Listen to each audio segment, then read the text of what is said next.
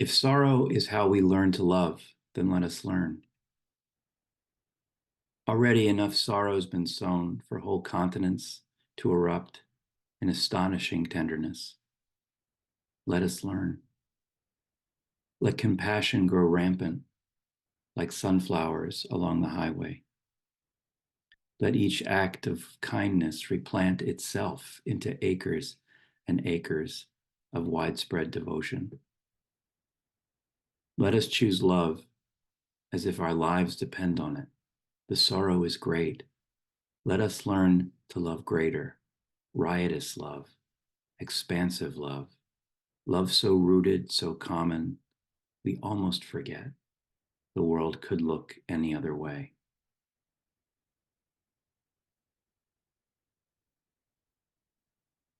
Taking a comfortable seat.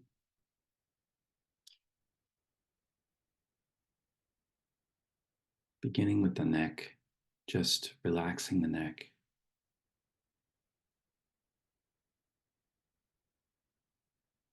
Relaxing the shoulders and let them fall.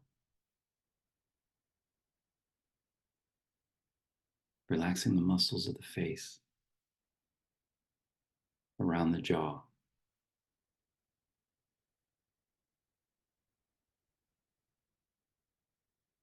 The forehead, the top of your head. And then lengthening the back just a little bit. Lengthening the neck just a millimeter.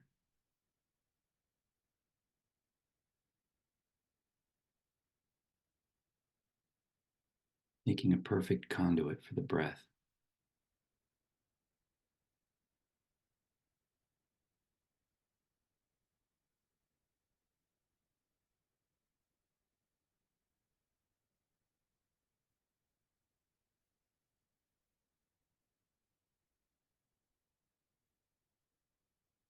And then deepening your breathing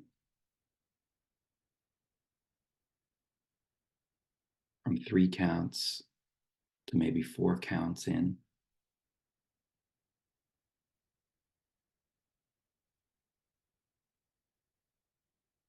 And then pausing a little at the peak and 5 counts out.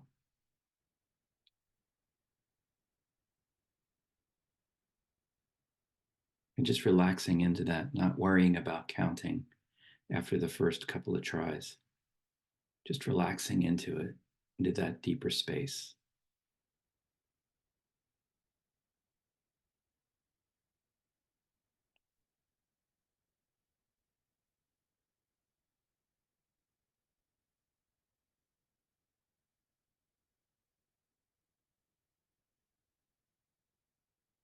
Feet flat on the ground.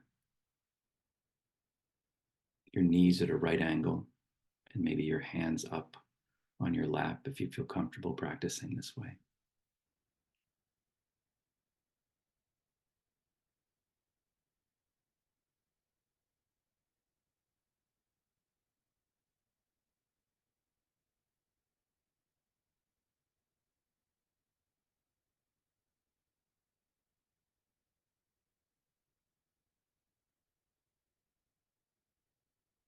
And then, as if you're one of those trees outside, gently losing its leaves.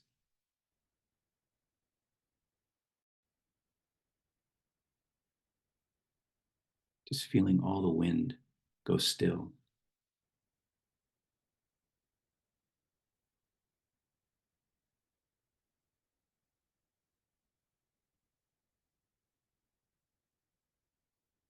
The breath traveling up and down that conduit, like moisture from the earth through the root system up to the edges of the leaves.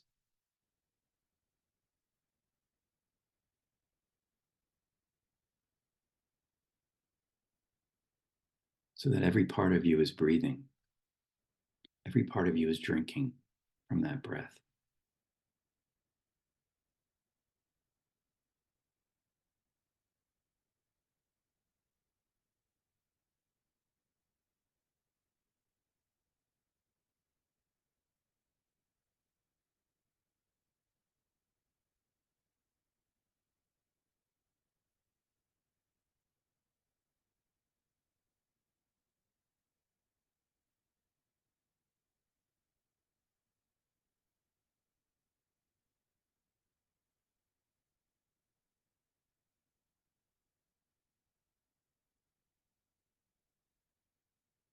You feel your mind beginning to race or your thoughts interrupting. That's what this is. You're just paying attention to what's happening all day long. You're here now.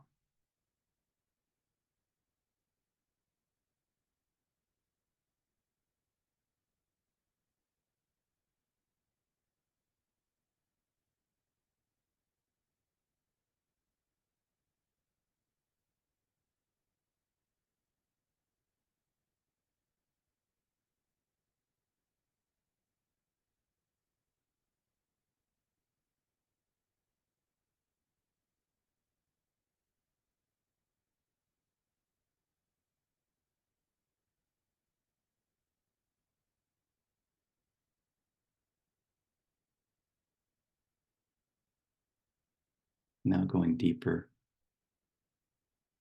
putting your awareness in the space just between and above your eyebrows.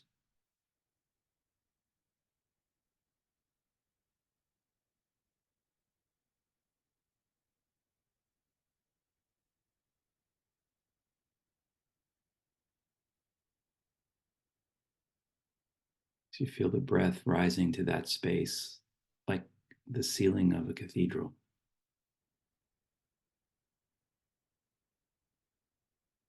In perfect contact with the heart.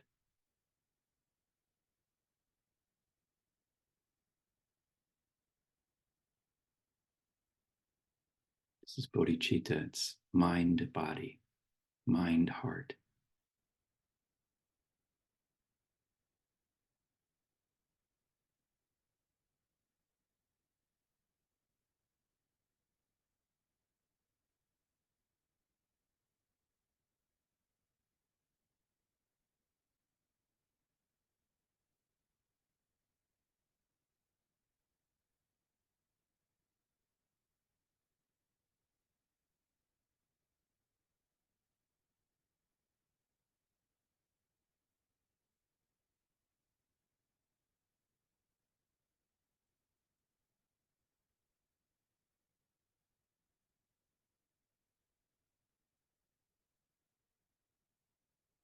As you breathe in with those 4 counts,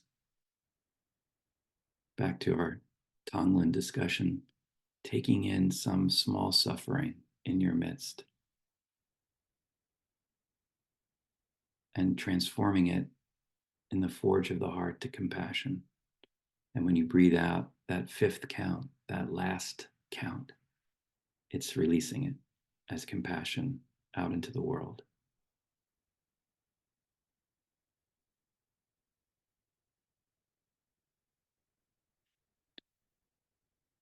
More Love by Rosemerry Wahtola Trommer. If sorrow is how we learn to love, then let us learn.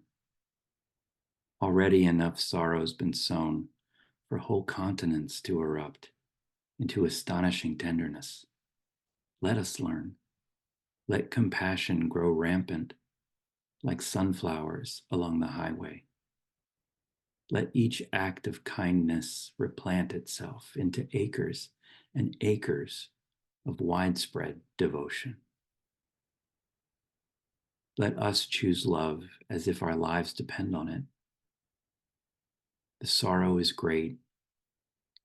Let us learn to love greater, riotous love, expansive love, love so rooted, so common, we almost forget the world could look any other way. We're coming on the anniversary of the start of the Israel-Hamas war on October 7th. And in the same note, I want to say Lashana Tova and Happy New Year to those celebrating Rosh Hashanah. So I chose this poem for personal and impersonal reasons because Happy New Year and anniversaries of war offer a contradictory set of feelings. And Rosemerry is an expert in that field I met her in Colorado when I first moved there in 2000. She lives in Telluride with her family, and I was in Pueblo on the other side of the pass, the other side of Monarch Pass on the eastern side of the state. But we knew each other, and she came to Pueblo in 2002, and I hosted her when she was pregnant with her son, Finn, who was born on my birthday the following year. And because Finn was born on my birthday, we stayed in touch, and it kind of bonded us. And we kept a correspondence for a long time, but then I lost track of her until last year when she contacted me to be on a radio show of hers called Emerging Form. And it was then that I learned that Finn had died. He had taken his own life just before his 17th birthday in August of 2021. That was 3 years ago. She's still writing a poem a day. She's produced books since then, clearly, but she's not publishing all of these poems. This practice of hers is really embodied in this one little poem, which comes from All the Honey. It's the let us learn, let compassion grow rampant. Let each act of kindness replant itself. Let us learn to love greater. I like how she says, let us learn to love greater. I can't help but read this poem with an emphasis on the word us, because it's saying essentially, let us take care of our own relationship with love and lament, and others can do as they wish. But for us, it has to be this. Let us learn to love greater, riotous love, expansive love. Love so rooted, so common. And then the emphasis on almost, of course, we almost forget the world could look any other way. It's actually a radical poem.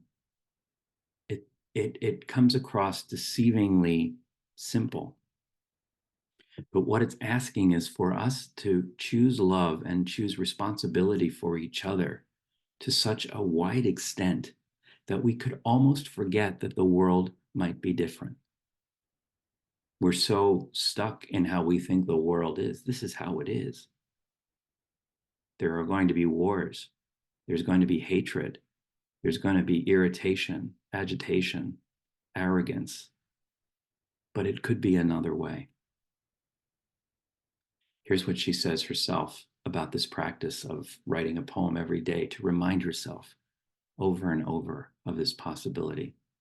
She says, the sweetness and the bitterness, the joy and the grief, the love and the loss, and how, as humans, this is what we're asked to meet over and over again.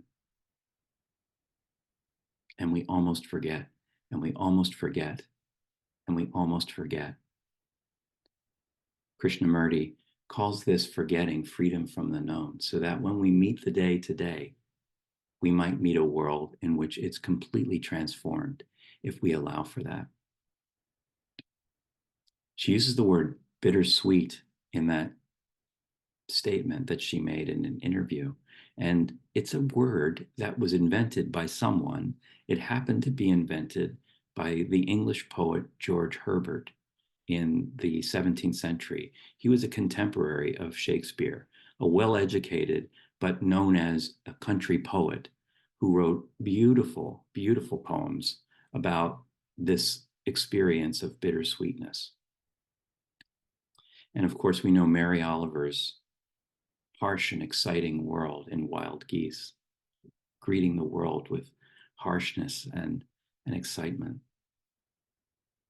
Rosemerry says, grief is ever mysterious and ever changing, and so deeply sorrowful and so profoundly loving at the same time. So as I see all of this, I can't help but think that grief itself is a kind of falling that thrusts us into openness. It's a sudden, ready or not openness that occurs in the moment of grief. And then what do we do about it? What she's asking us in this poem is to choose love over and over again. If the worst happens, then why not grab that opportunity to choose love again? And then everything softens as we fall. One more passage from Rosemerry, because I love what she says about it. I can't believe how much Finn continues to teach me and how our relationship grows or can grow even after our beloved has died. I'm going to do another of her poems in the coming months when her new book, The Unfolding, comes out. So you'll hear more from Rosemerry in the weeks to come. But let's get back into the meditation. I want to use this poem to take us through 3 phases of this choosing of love.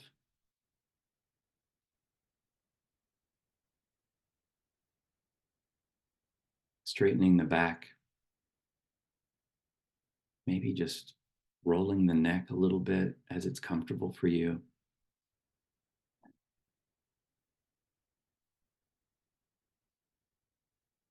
Lengthening the back of the neck 2 millimeters.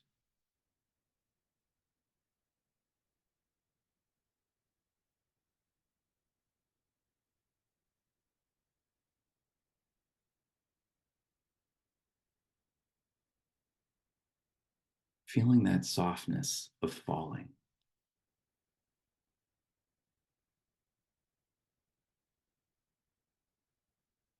My friend Kermit Moyer, who died in March, was an expert faller. He had Parkinson's. He fell often. But when he fell, it was like he turned into a pillow, and he could fall and roll in a way that prevented injury. There's a kind of emotional falling that's Buster Keaton-like, where you can fall again and again, but turn into that softness.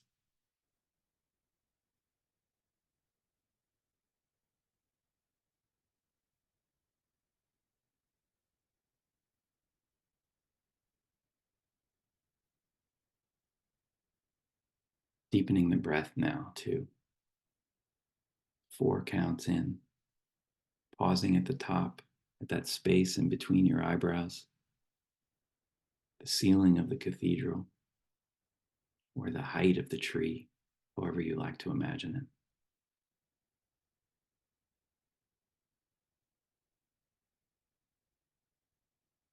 And then to stay with the tree, to go back down into the root system, into the heart.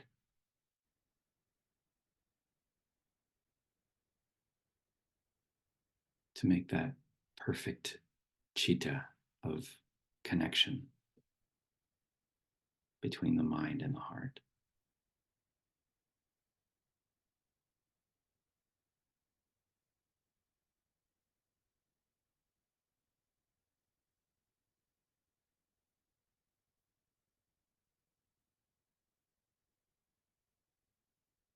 Everything softens as we fall.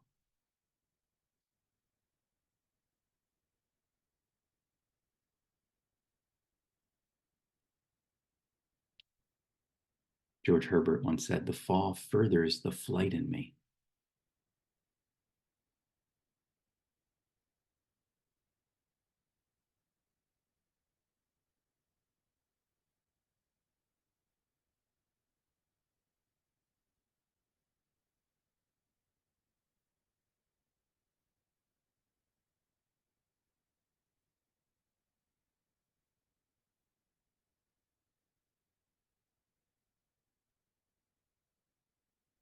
First thing the poem tells us, let us learn from our sorrow how to love.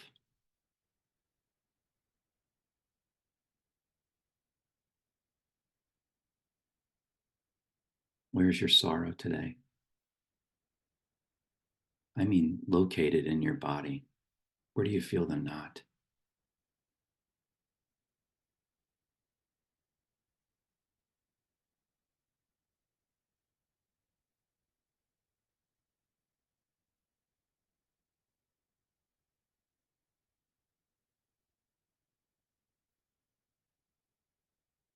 Would it be possible to use that as the open window to the rest of the world.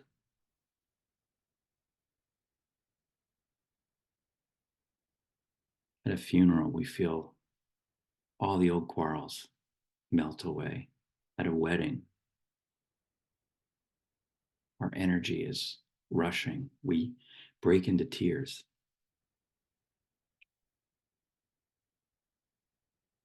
So much laughter at a funeral. So many tears at a wedding. We're in that bittersweet place.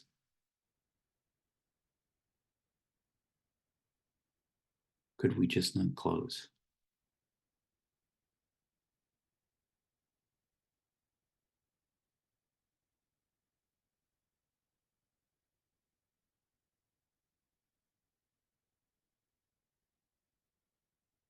She says, let us choose this love and never stop choosing it.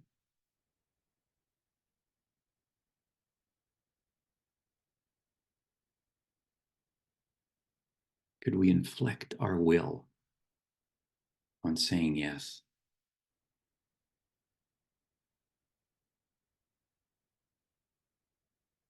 Let us choose this love and never stop choosing it. Could we just stay open?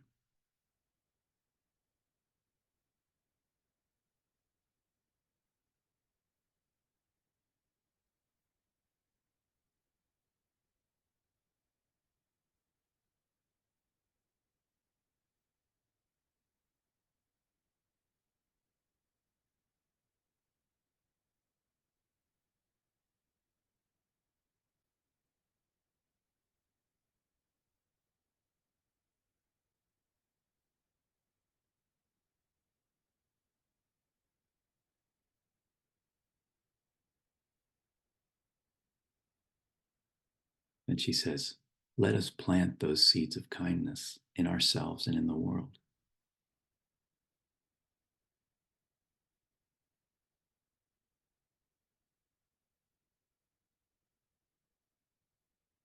What the world does with those seeds of kindness is up to the world.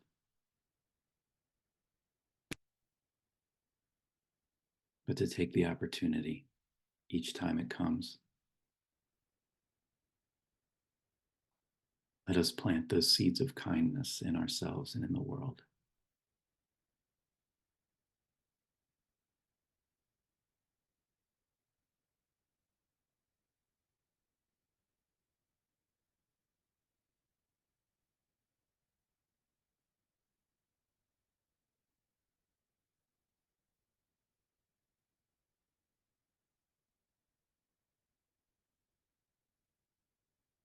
Continuing with that breath out of the root system up to the edges of the leaves.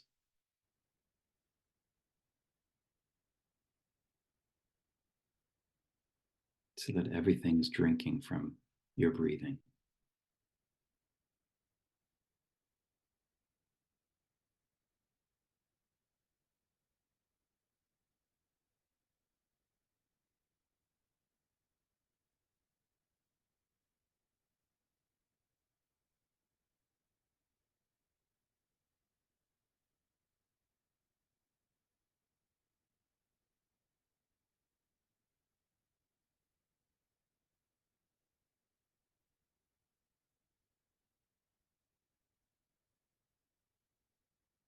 George Herbert says, I will complain, yet praise. It's a priest. I will bewail, approve. And all my sour, sweet days, I will lament and love.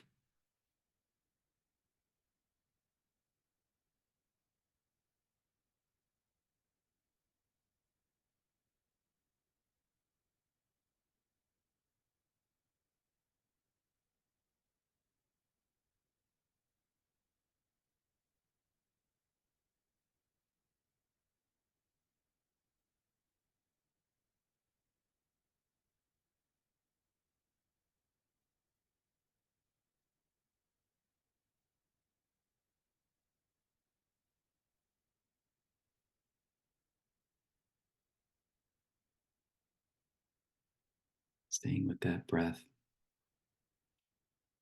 4 counts in, pausing at the peak, and then releasing to 5, the 5th being that outreach to relieve the suffering of someone around you.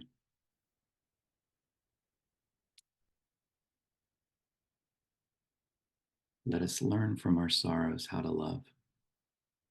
Let us choose this love and never stop choosing it. Let us plant those seeds of kindness in ourselves and in the world.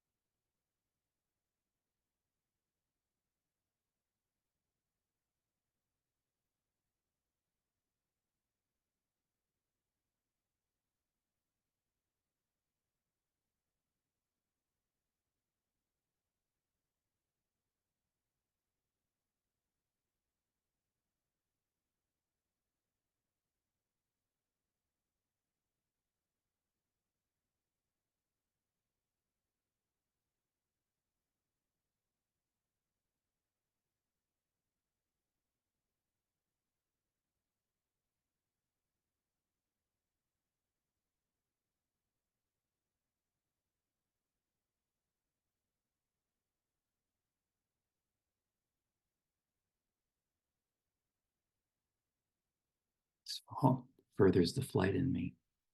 Everything softens.